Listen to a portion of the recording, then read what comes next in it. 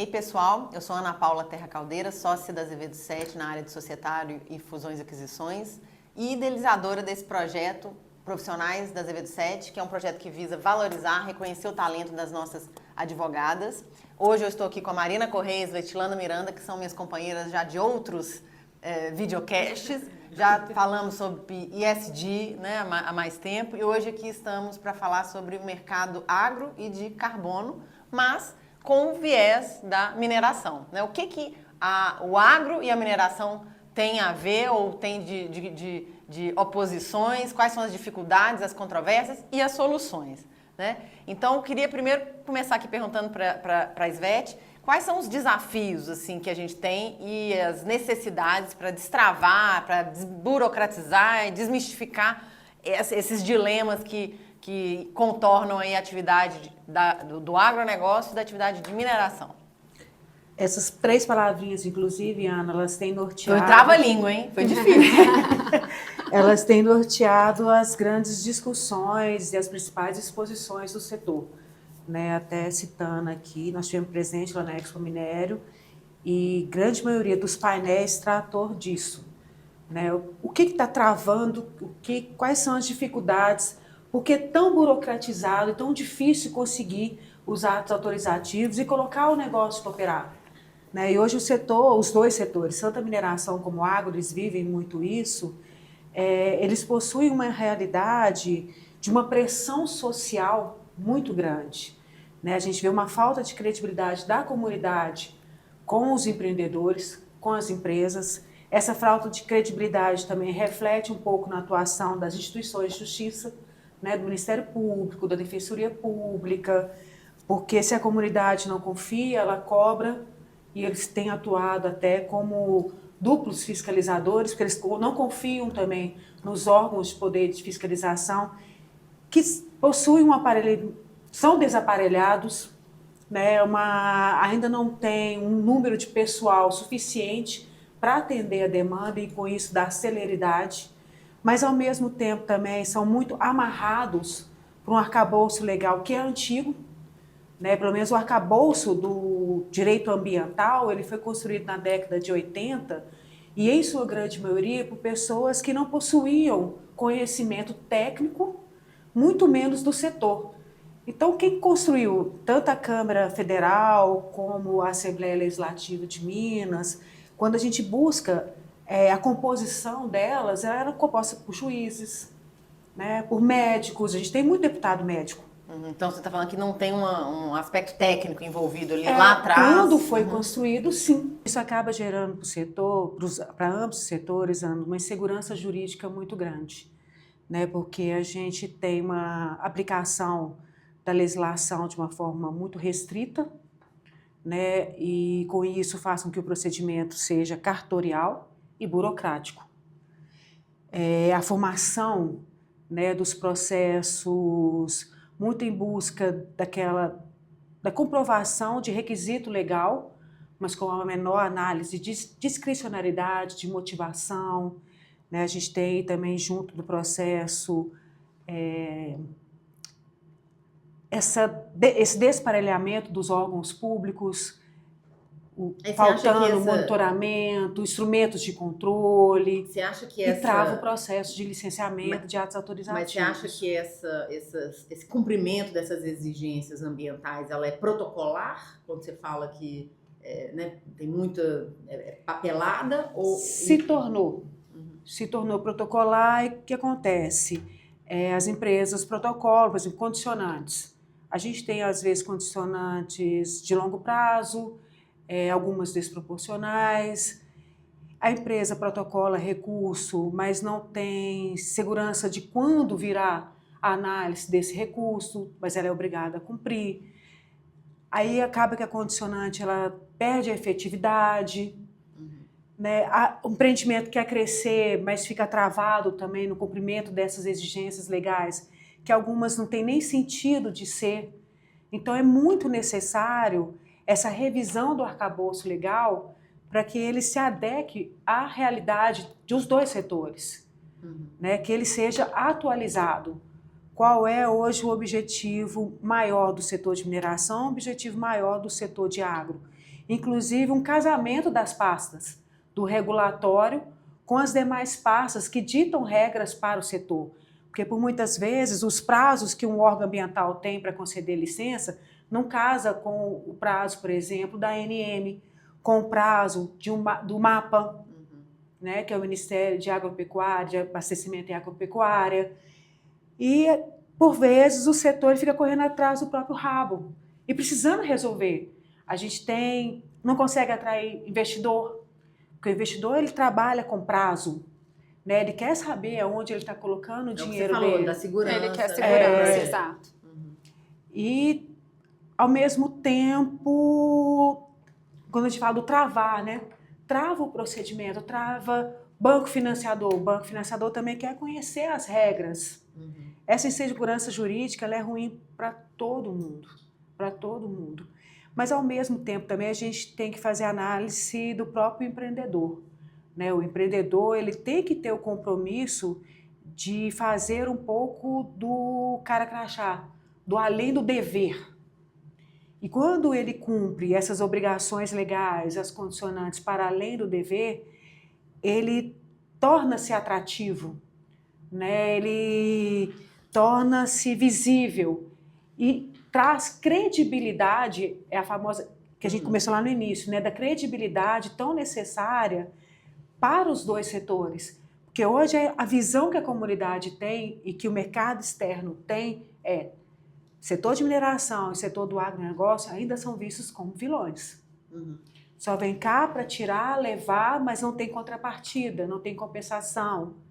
E não é bem assim. A gente que acompanha as empresas no dia a dia, a gente vê que a história não é bem essa, mas também não se mostra. E são setores extremamente necessários, né? Então está faltando empatia. Também. Está faltando mostrar para a pessoa que está, vamos colocar assim, brigando contra a mineração, que para ter o avião para ela viajar de férias, ela precisa do minério de ferro. Né? Para ter a salada dela na mesa, ela precisa do agronegócio, com todos os seus impactos e seus benefícios. Mas que se casados, ele traz um benefício muito grande para a própria sociedade. Aí isso traz conforto e segurança para a comunidade, para os trabalhadores, aí entra até o ESG, né? E aí você falou um pouco do externo, é uma coisa que a gente tem acompanhado, a gente tem visto, né, a regulamentação na União Europeia, né, e o DR trata bastante, é uma regulamentação que fala do antidesmatamento, né? Então, assim, o que é de importante que a gente tem que trazer para que esses projetos, Marina,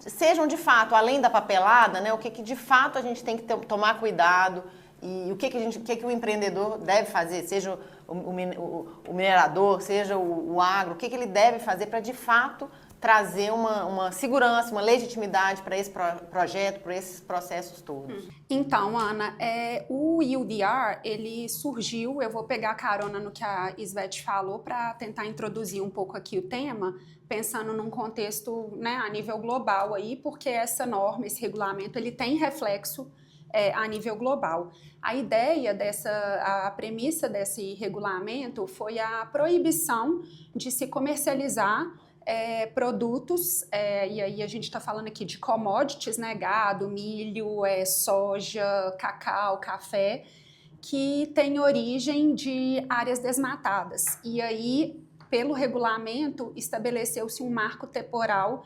de dezembro de 2020. Então, a aplicação dessa norma tem esse marco temporal de dezembro de 2020. Então, eu vou fazer um overview. Historicamente, uma das causas de desmatamento foi a expansão do agronegócio, porque é uma questão inerente, né, à atividade, por conta das áreas de produção, para a produção dessas commodities, né, que é o que a gente chama de produtos primários. Paralelamente a isso, a gente tem a União Europeia como uma grande economia e uma das maiores consumidoras desses produtos primários. Então, ela se sentiu responsável também pelo problema do desmatamento e, consequentemente, responsável por tentar mitigar esses riscos à degradação e desmatamento. Então, nesse sentido, lá em 2023, ela editou a EUDR, incluiu isso na agenda ambiental, para tentar acelerar aí o passo na corrida de redução de gases de efeito estufa, mudanças climáticas que hoje com a Acordo de Paris. Exatamente, que são assuntos que hoje em dia, né, tem todos os holofotes possíveis. Então, o que esse regulamento fala? Ele fala que as organizações que comercializam, importam ou exportam produtos da União Europeia ou para a União Europeia, eles... E aí inclui o Brasil, né? Inclui o Brasil, com certeza. Eles devem estar em conformidade com a EUDR. A EUDR ela tem todo um procedimento, e aí que a gente está falando de várias camadas, assim, né, de regulamento mesmo, mas eles precisam comprovar que os produtos que estão entrando no negócio ali não têm origem de áreas desmatadas, pensando naquele marco legal que eu falei inicialmente, que é dezembro de 2020. Como é que eu comprovo isso? Por meio da due diligence. Os procedimentos que a EUDR traz é justamente a realização dessas due diligence. E, além disso, é necessário que, por óbvio, não se tenha violação à legislação ambiental e social do país de origem, do país em que aquele produto foi produzido. Então, quando a gente fala de questões sociais, o regulamento ele fala muito da proteção aos direitos de povos indígenas, comunidades tradicionais, que aqui também é muito forte por conta do tamanho do país, enfim. E voltando aqui na questão da due diligence, o objetivo da due diligence, eu lembro da participação que o escritório teve recentemente num summit, né? E a Ana Carolina Veloso e o Guilherme falaram, né, numa rodada de negociação, como que funcionam essas due diligence. É o diagnóstico, né? O raio-x que a gente faz das empresas. Exato, a gente está acostumado a fazer due diligence para diversos fins. E com um escopo muito maior. E com escopos maiores ou escopos definidos. Exatamente. Então, assim, a auditoria no processo de M&A de empresa é a auditoria no processo de aquisição de um imóvel rural Exatamente. é outra. Essa auditoria, eu estou entendendo que ela também é específica, né, para atender as exigências da EUDR. Exatamente. E a gente tem visto um movimento muito forte em todos os setores do cuidado com os fornecedores. E tem se realizado muita auditoria legal nos fornecedores, para garantir que não só o produto final esteja adequado e regular, mas que toda a cadeia também que fornece matéria-prima e subprodutos também esteja regular. Já falamos sobre esse tema no especial de ESG, inclusive. Sim, exatamente. Com a Silvia. E é muito engraçado como que as coisas vão se encaixando ao longo do tempo. Lá atrás a gente falou disso, da necessidade, né, de se verificar da cadeia, a regularidade ambiental. E a EUDR fala exatamente isso, da rastreabilidade, eles chamam de traceability, que é justamente tentar mapear toda essa cadeia de suprimento para se ter certeza de que aquele produto, né, porque às vezes passam por vários operadores ali naquela cadeia, então todos eles, em tese, têm que fazer a due diligence. E aí, esse diagnóstico vai ser por meio de obtenção de documentos, informações georreferenciadas, inclusive, que é uma ferramenta que a gente usa muito aqui, né, no Brasil, e é para testar mesmo a regularidade ambiental, de acordo com a legislação local. Aqui a gente vai ter, né, tem normas ambientais estaduais, municipais, federais. Então, pensando no Brasil, vai ter que todo mundo se adequar a isso aí, pensando nas particularidades de cada região.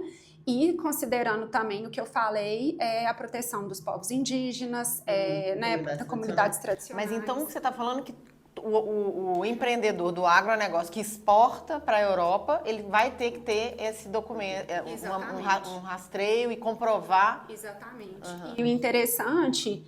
Através de uma auditoria, e essa auditoria ela tem que ser apresentada? Exato. Então, pelo regulamento, a gente não sabe ainda como que o sistema vai funcionar, mas ele traz um sistema eletrônico para você prestar essas informações e no final da conclusão, né, do resultado da due diligence, havendo compliance com a EUDR, a organização, né, o operador, vai ter que emitir uma declaração de realização dessa due diligence, para demonstrar que a empresa ou aquele produto que está sendo exportado sofreu esse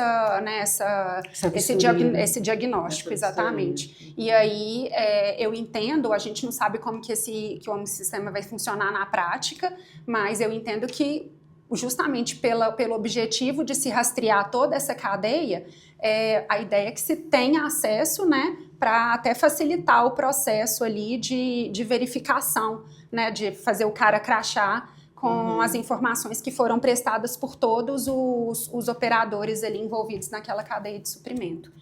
Entendi. Passa a ser uma exigência até que não tarifária ali para exportar, né? Exatamente. E essa avaliação, Marina e Svete, ela tem um pouco de subjetividade, né? Assim, como é que a gente pode, né? A gente não sabe ainda, mas como que seria no caso de haver uma controvérsia, tiver uma negativa e o órgão europeu fala, não concordo, essa due diligence não comprovou. Então, aí existem algumas penalidades que esse regulamento prevê. Uma delas é que, em tese, aquele operador não vai poder entrar dentro desse contexto aí. Ele vai ter que, enfim, arrumar outros parceiros de negócio, não para a União Europeia, mas esse regulamento ele também traz, eles falam em riscos negligenciáveis e não negligenciáveis. Então, é a mesma ideia da due diligence que a gente mapeia os riscos como alto, médio, baixo, e para cada um desses riscos a gente traça medidas para mitigar, né, aqueles riscos. Então, isso aí vai estar tudo contemplado dentro dessa declaração e o que eles falam, o termo que eles usam em relação à mitigação dos riscos é de produtos que não suscitem motivos de preocupação quanto à não conformidade. É exatamente essa a tradução assim que a norma traz, assim, sabe? Então, acho que tem níveis aí de riscos que são aceitáveis ou não, mas que tudo seja muito claro, muito transparente e que seja apresentado de uma forma bem objetiva, assim, para que, né, tenha transparência nas relações. E possibilidade de um contencioso ali, vocês enxergam? Em que sentido? Questionamento mesmo, um processo interno de questionamento se aquele risco ele é alto ou não e que demanda Sim.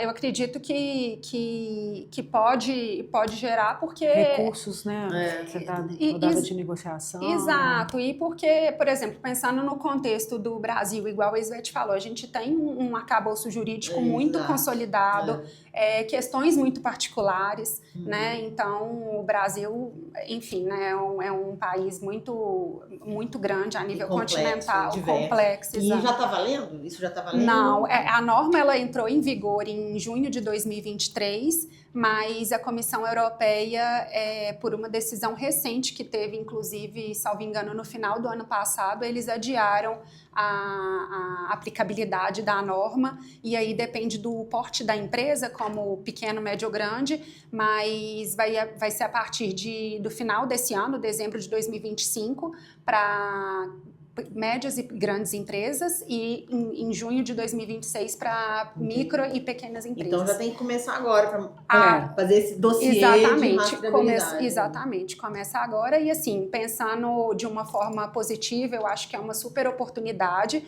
para o Brasil, porque a Svete falou muito disso, a gente tem um processo de licenciamento muito criterioso, embora a gente tenha dificuldades aqui, né, questão de pessoas, exatamente, mas a gente tem um processo criterioso. Consolidado. Então, exatamente, a partir do momento que o órgão faz a análise de todos os documentos que foram protocolados e emite qualquer tipo de licença, autorização, então significa que o Brasil já está ali um passo à frente, né, em relação à UDR. Então, você vê que o regulamento, a legislação brasileira está andando ali junto com a UDR. E a gente até entende a motivação da União Europeia ao editar uma norma dessa, né? Porque como a norma ela visa o setor de commodities, que normalmente fornece matéria-prima, eles querem ter certeza que as empresas da União Europeia estão consumindo produtos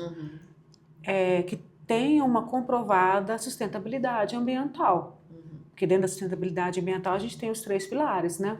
O social, a governança, tem toda uma cadeia, a questão da relação com os trabalhadores.